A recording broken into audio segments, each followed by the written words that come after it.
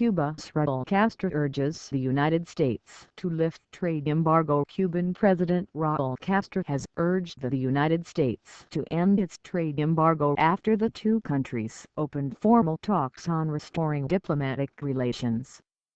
He said the 5-decade embargo caused enormous human and economic damage, but only the United States Congress has the power to lift the embargo, and correspondents say many Republicans are still deeply opposed to this. On Wednesday, the United States President Barack Obama and Mr. Castro agreed a number of measures to improve ties. They included the release by Cuba of the United States contractor Alan Gross and 3 Cubans held in the United States.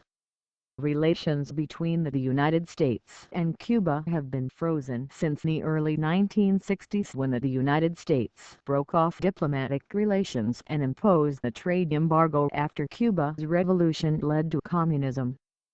But in unprecedented moves on Wednesday, Mr. Obama said the rigid and outdated policy of isolating Cuba had clearly failed.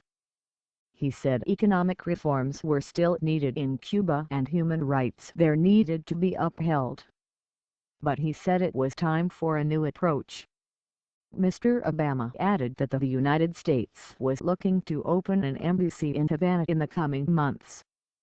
The BBC's Barbara Pletcher in Washington says that although Mr. Obama has the authority to normalize relations with Cuba and increase the flow of people and money, only Congress can lift the embargo.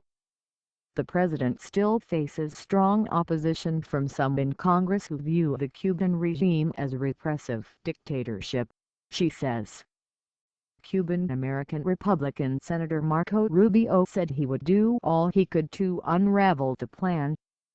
Fellow Senators John McCain and Lindsey Graham said the shift in policy reflected America and the values it stands for in retreat and decline. Bells ring out. Wednesday's announcements follow more than a year of secret talks in Canada and at the Vatican, directly involving Pope Francis. In his televised address on Wednesday, President Castro said Cuba was willing to discuss differences that remained with the United States on national sovereignty, democracy and internal policies. We should learn the art of living together in a civilized manner in spite of our differences, he said.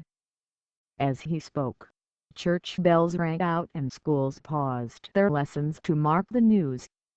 Officials said that Mr. Obama and Mr. Castro spoke by telephone on Tuesday for nearly an hour, the first presidential-level talks between the two nations since Cuba's 1959 revolution.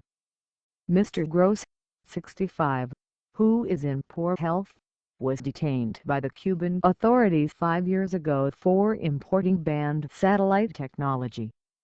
His arrest and imprisonment had undermined previous attempts to thaw diplomatic relations between the two countries.